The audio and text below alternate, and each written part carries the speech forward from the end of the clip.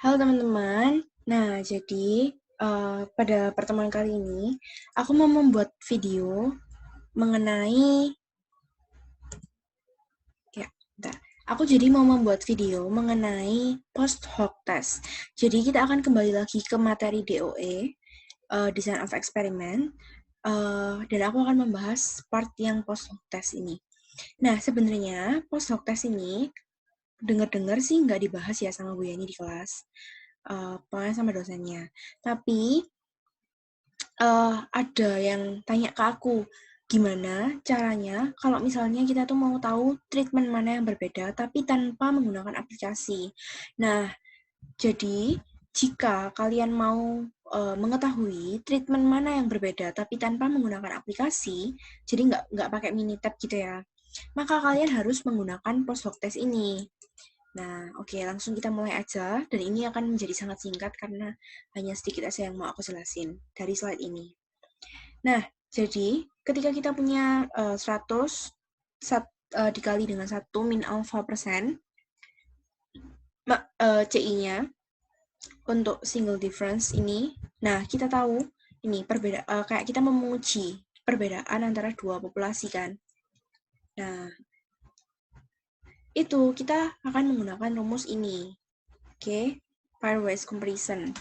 Nah, terus kalau misalnya ada lebih dari dua populasi ya, berarti kalau ini hanya dua populasi, ini lebih dari dua populasi, maka kita akan menggunakan ini.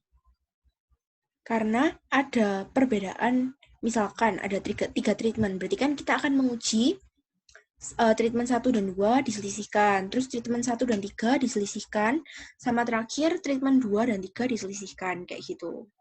Nah, kalau misalnya ada lebih dari dua populasi, atau misalkan ada M populasi, maka kita akan menggunakan rumus yang ini. Oke? Apa bedanya? Bedanya cuma di sini aja. T alpha per 2 sama T alpha per 2M. Seharusnya bedanya cuma di situ aja. Oke? Nah, lalu ini M adalah jumlah kombinasinya ya. Oke. Post hoc test. Misal ini ada contoh nih. Misalkan ada 95% CI, kemudian ada 3 treatments, ya kan? 3 treatments, berarti kan M-nya 3. Oke? M-nya 3, karena kita memilih 2. 2 yang harus diselisihkan, misalkan 1 dan 2, 1 dan 3, atau 2 dan 3. Nah, jadi kayak ada 3 kemungkinan combination, kayak gitu. Kemudian, alfanya berarti kan sisa 5%, 0,05. Nah, kita bagikan dengan 2M ini. Berarti kan kita cari di tabel T. Ya, cari di tabel T hit 0,08 T 0,083 itu terjadi ketika nih, ya kan, DF14 ini berarti nilainya adalah sekian. Oke. Nah, kemudian caranya gimana? Nah, ini kita selisihkan 2 kurangi 1, 3 kurangi 2, sama 3 kurangi 1. Jadi kayak ada 3 kombinasi yang mungkin. Nah, terus misalkan ada nilai mu-nya, berarti kita tinggal masukin aja. Masukin semua ke rumusnya dari data-data yang ada ya tentunya. Nah, kemudian cara tahunya berbeda atau enggak gimana?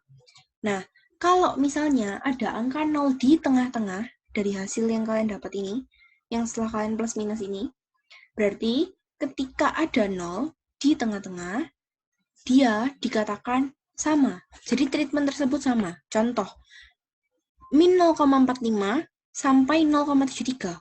Oh, ternyata ada 0 di tengah-tengah sini. Berarti treatment 1 dan 2 ini sama. Dia pasti berimpit. Oke? Kalau misalnya kalian hitung pakai Minitab, pasti nanti dia berhimpit. Karena ketika kita hitung manual, dia ada 0 di tengah-tengah. Nanti aku akan coba menggambarkan. Kemudian,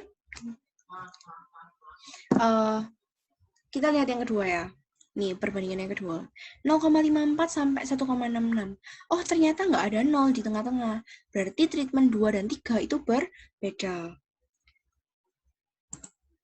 Oh ya. Nah, ini ya, jadi treatment 1 sama dengan treatment 2. Tapi treatment 2 tidak sama dengan treatment 3. Kemudian, di sini, terakhir. Oh, ternyata ini karena ada 0 ya tadi. Yang ini nggak ada 0. Oke, nah yang ini, yang ketiga. 0,64 sampai 1,83. Oh, ternyata nggak ada. Ya udah, berarti mu3 sama dengan mu 1.